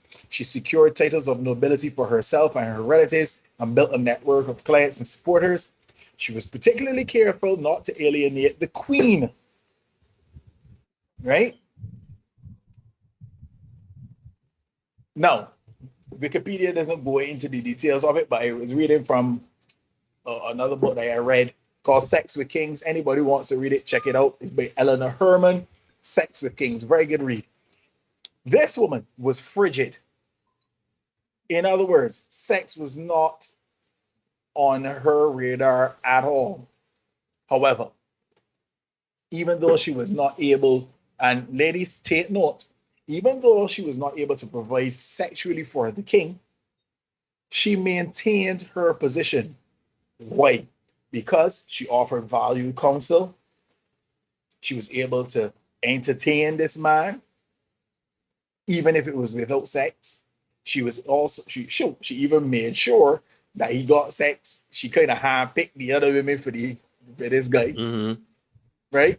So I say all that to say, and I know that this sounds a little controversial. Somebody can probably come for me in the chat, but there are ways to keep the thing going, even though you cannot provide the sex. And here's the real interesting part. As much as she was not providing the sex, when she finally died, the king wept for days, as they say. He could not get over her. Could not. Even though she was not fulfilling that particular side of things, she had everything else. So the king would go out, do a little dalliance here and there, and come back. shoot, he would spend many hours with her. Yeah, he would go home and sleep with the queen.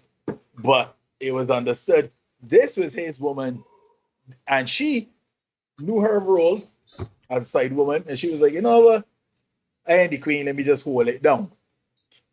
Are you prepared to do that? Are you prepared if things get dicey and you are not able to provide the sexual aspect, for example? Are you prepared to outsource the work? To, as the comedian Samora, she did a comedy special. She called it "Bringing the Pussy Paw Bearers." Are you prepared to do that? Well, you know you gotta play behind the ball bears. Yes. Are you prepared to bring your pussy paw bearers? That's the question you gotta ask, right? That wasn't what I was thinking about, but that's hilarious. Yeah. So as say, some people that will left you for losing your job will be upset because they left because they lost their libido. Yeah. Fergie says, so the dilemma that male stance is going to take is if fellas start to experience erectile dysfunction, how would the guys take to such a situation? What is good for the goose is good for the gander. Because that's a very good point, Fergie. Because watch, let's say that your body ain't going through no change at all. You good to go with me, but all of a sudden now we can't maintain an erection. Viagra ain't working, this ain't working, that ain't working. But sex, everything dead. Sex is what you. That's what it was said. That's what it right? Right? So Randy Paul Bearers. Right? The penis is dead. Passed away. So know what? My body changed. What about the love and commitment? We tried everything, we exhaust everything, but your libido is still high. So what am I willing to do now? And that's where the question comes, because how deep is my commitment? How willing am I to? Because you got to soften your stance. You got to sacrifice something here. Divorce is not an option. I talked to the couple there that was nearly together for 50 years. Divorce, after a while, shoot, as far as they're concerned, for the time I said I do, divorce was never an option. So now, how do we mitigate life together? How do we mitigate life together? No, I don't know, obviously, what their sex life was like or anything. That's not my business. I ain't trying to figure that out. But you know what? If we, and this is the point I'm trying to make. The point I'm trying to make is early out, we were courting. We established that I have a high libido. You said, yes, we have a high libido. Rian, he has a tongue. I was just going to say, they sing with some old man. The old man said many years ago, when you fail in the lower court, take it to the high court. No, Rian. Ramsey says, I think that he needs to be able to learn the art of foreplay if he doesn't already. Menopause can cause dryness, and that can cause severe irritation and friction. He needs to know how to please his woman without simply pumping away, and I think communication and understanding is essential here. She would need to tell him what she likes. Let me read that again. She would need to tell him what she likes, and he needs to listen. If he isn't accustomed to foreplay and he isn't willing to engage in it to please her, then it isn't going to work for neither of them. Correct. Similarly, if she isn't willing to speak with him about it, then that can cause problems, as he may be thinking that everything is okay. Hallelujah. Amen. Hallelujah. See. Right. So, Rian, the same way he has a tongue, he has erectile dysfunction. You got menopause, baby. What that tongue, what that mouth just do? That's what I mean. That's what I mean. Something has to get. But hear what I'm saying, Derek. In the situation that we're talking about, right? Let me make the point I was making. The point I was making is that we was courting, we agree, we got high libido. Every other night, we pumping and dumping, right? We get in a relationship, even worse. We start to domesticate, live together, it even worse. We get married, you get caught up in the hullabaloo of life and careers and this and that, children or whatever. All right, you run away, it will slow down probably to 2 times a week, but you still make it an effort to share certain spaces for that. We getting along like that there for a while, and then all of a sudden, your body goes through a change. And now, your body has completely changed. Nothing. Far as you're concerned, you ain't giving the oral, You want the sex? Don't touch me. I good. I done. I cut out. Or that now go happen. That will never happen. You will never live to see that happen. So no, you are unwilling to do anything. You're unwilling to, or you may have talked honestly. We may have shared and said certain things. We may have brought up the open relationship. We brought up all these things. And you say, as far as I'm concerned, the pills ain't working, the doctors ain't working, the therapy ain't working. You can't have an open relationship. My shut. Sorry. So you know what? You gotta write this out for the next 40 years or however long we live. God damn it. I mean, like that sounds real selfish to me though. That like when you really break it down like that, right? That's rather selfish in my opinion. Because yes, it's unfortunate that your body changes, but this is a known thing. We know that menopause will happen, right? But we also know that sex was very important in our relationship and in our dynamic. You're willing to do nothing. You're willing to get a divorce. You're willing to share me with nobody else. So then what? So then what? At that point, it is not about commitment. It is about what works for you holistically. There is no consideration to my desires, my wants, what makes me comfortable and uncomfortable. As far as you're concerned, you want, you care, how to eat it too. And that's not commitment. That is not commitment. But, you know, there are ways to do things and kind of hammer out a deal where, and it happens on that level where people can hammer out a deal. It's like, look, you can get this person and you can do whatever with them, but these are the rules. Don't bring shit at me. The children. Don't bring on the children. The diseases. Don't bring the diseases. And the scandal. Exactly. Be discreet. Be discreet. Be discreet. On the flip side, for ladies, if you're a little older or whatever, and you can say to your mother, do you think? But again, the children, the disease, may you tell her straight, do you think, are you able to you could get a young boy, but guess what? Yeah, the scandal, be discreet, because probably by then they mean the children, but you know, the diseases, be discreet, the scandal, not for my bed. Hey, yo. And you can't wipe your doggy in my curtain, that kind of thing. Put the camera for me.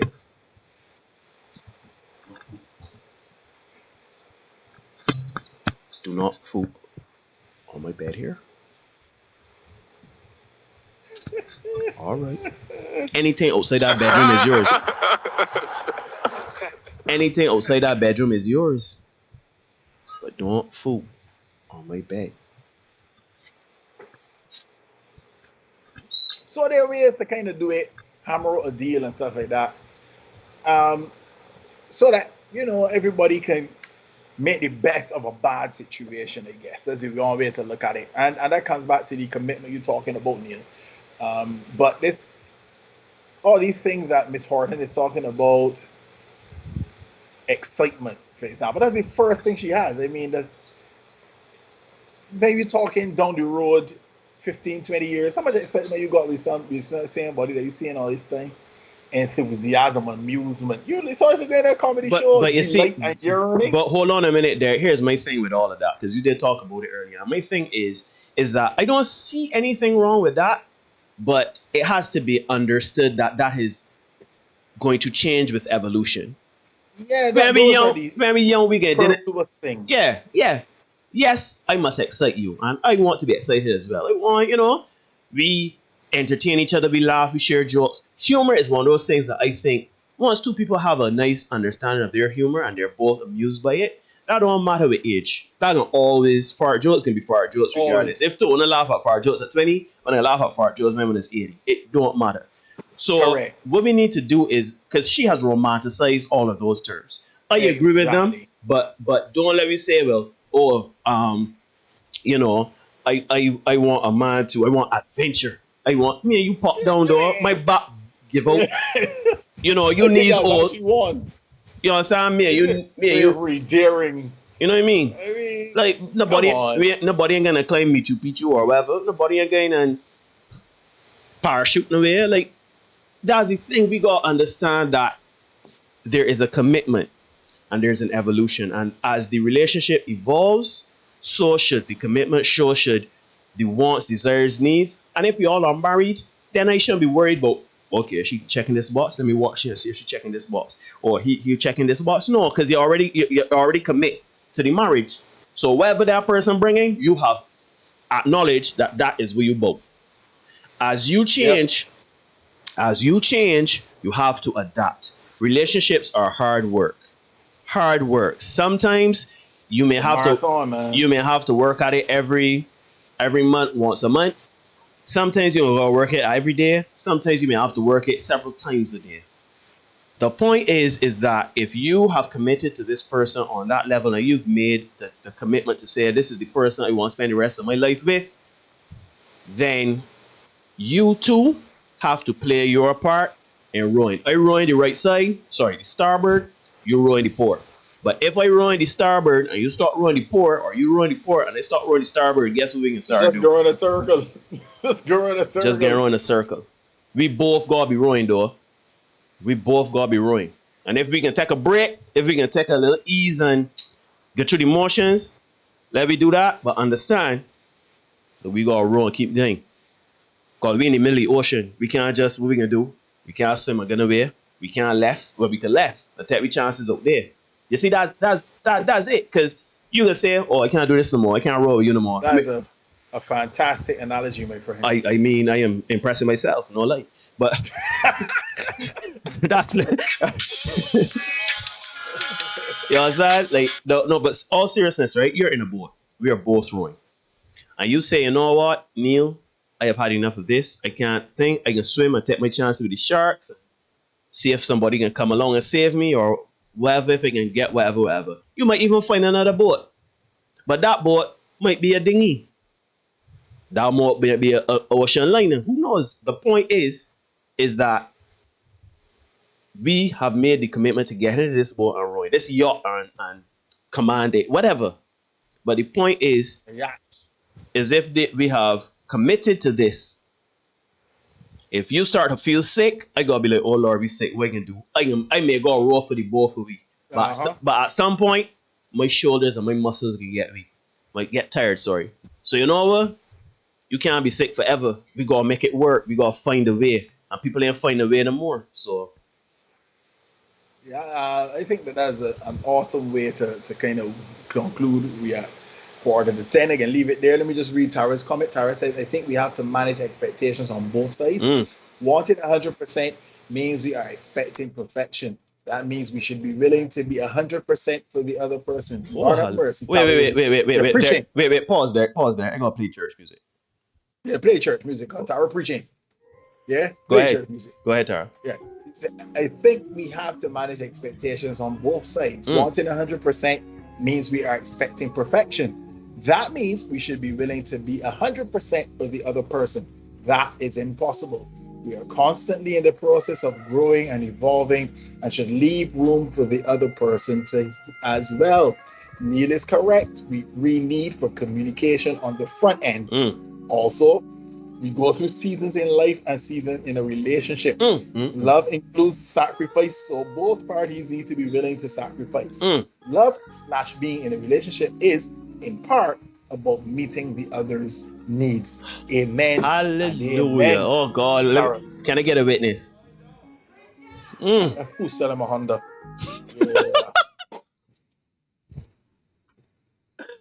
Yeah, that's particularly brilliant, Tara. Yeah. Could not say it better. That's it there. And you have to be cognizant of what sacrifice really looks like. Sacrifice might mean, shoot, I ain't able no more. He's still able. Let he do his thing. Come home and everything good. Or on the flip side, it might be the fella that ain't able. Shoot, I know this young boy here. Organize with he. Let he sort out. But come home, everybody good. But it can't be. It's just because that is only one part. That is only one part of an otherwise good relationship. And you can't decide, you know what, this 20% outweighs the great Dennis Cameron said that 20% is more than 80. Yeah, 20% more than 80%. You know, you can't decide that 20% is no more than 80%. Yeah. Well, that might work in the North, Neil. Hold on. Victoria. He does not speak. He does not speak for us here in the North. Victoria, he does not speak, which is funny because I was talking to her parents about. Anyhow, yes, he does not speak for the North. Right? So shout out to the folks in the North. Rihanna is saying, so guys at 65, you may need to sacrifice the D. We may. Hold on a minute. Rihanna, you got this same energy, you got this libido that you got today. At 65, you still got it. But the young boy you got, he can't deliver no more. Yeah, I mean, you got to make a sacrifice. Get some pallbearers. Get some pallbearers. Listen. You know what I mean? The bullet just don't bring home nothing. Shoot. I might be a pervert. I'd be willing to watch. Guys, this has been the Senate Podcast here on Facebook and on YouTube. senateinsession@gmail.com. You can definitely send us your suggestions, anything like that, topics you want us to look at. The Senate Podcast 246 on IG. Feel free, hit us up. We don't mind at all. You continue to send your stuff on Facebook and on WhatsApp. We don't mind that either. Guys, as always, it's been fantastic having a discussion with you. Bring your friends. We love engaging with you. We love to push back and give. We don't make the rules. We just make sure you know what they are. Be the best version of you for you. We'll see you guys on Thursday. Peace and love and be safe. I learned a lot about Derek. Oh, Bumbleclad.